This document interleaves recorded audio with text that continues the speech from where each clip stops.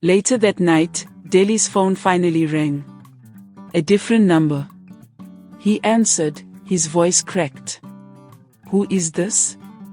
The voice was calm. Male. Polished. "I'm calling from Yariba Legal Solutions.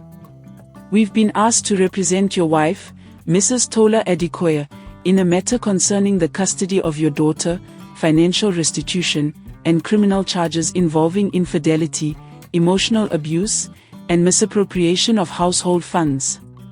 Delhi stood still. "But, wait, criminal charges? What household funds?"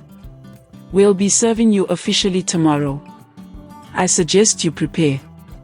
"Good evening, Mr. Adekoya." Click.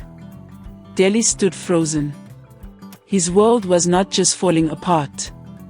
It was being expertly dismantled, thread by thread, smile by smile, with the patience only a woman scorned and sharpened by tradition could wield. And she wasn't done. Not even close.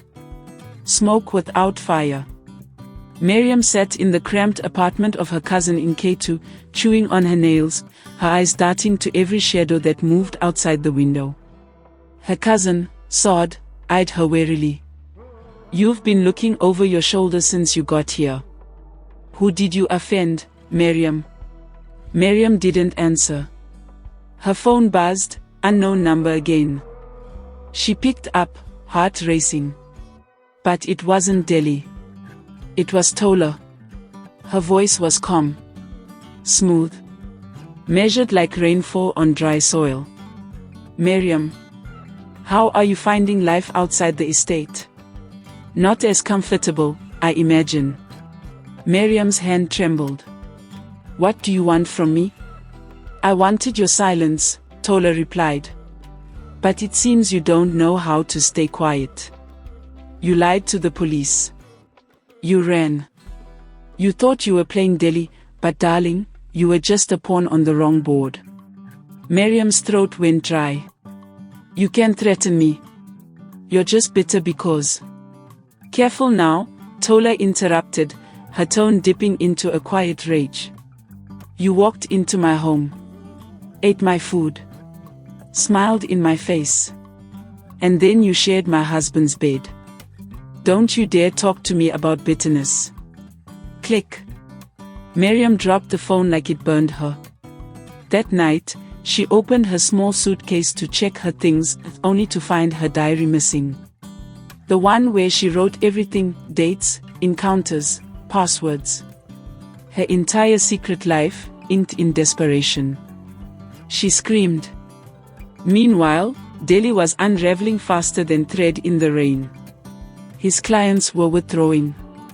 His assistant had resigned via WhatsApp with a single line, "I can't be involved in your scandal, sir." His account had been frozen temporarily, pending investigations. But the most disturbing blow? His daughter, Mario, sent him a voice note. Quiet. Formal. Scripted. "Daddy, Mommy said you're going through something. I miss you, but I think it's better if we don't talk for now." He replayed it 6 times, breaking a little more each time.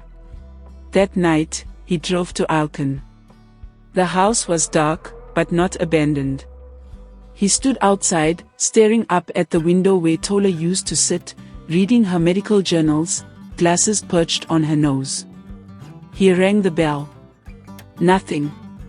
Then the door opened, just a crack. It wasn't Tola. It was her aunt. Face wrinkled like carved wood. Eyes hard.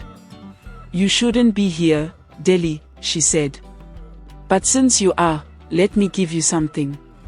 She handed him a slim envelope. Inside were 2 documents. 1, a letter of divorce. 2, a court summons regarding psychological abuse and endangerment of a domestic worker. Delhi staggered back.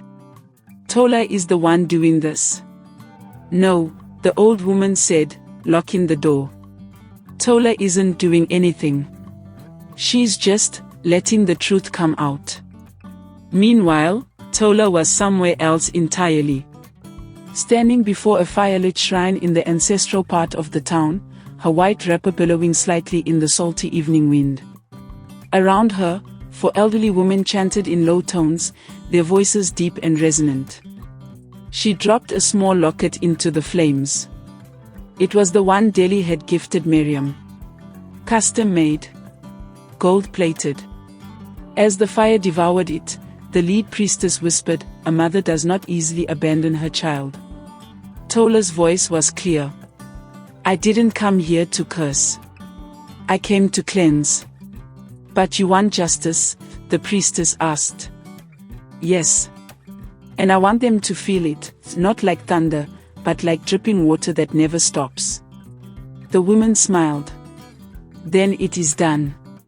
The game had shifted. Miriam was losing grip. Deli was spiraling. And Tola. She was no longer angry. She was patient. And that made her terrifying.